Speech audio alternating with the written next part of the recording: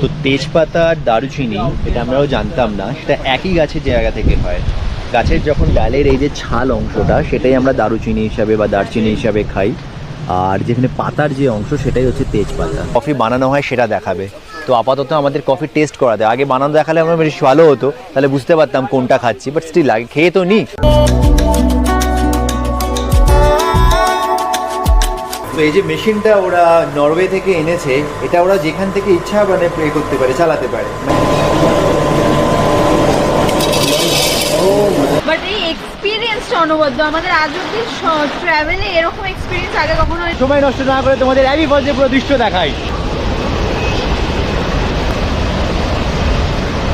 এই ধরনের ওয়েদারে, এই ধরনের জায়গায় নিজের লোকের সাথে কিছু সময় জাস্ট একসাথে বসে কাটিয়ে দেওয়া যায়। কোথায় এত শহরের তাড়াহুড়ো ভরা জীবন, এখানে যেন শান্তিই শান্তি।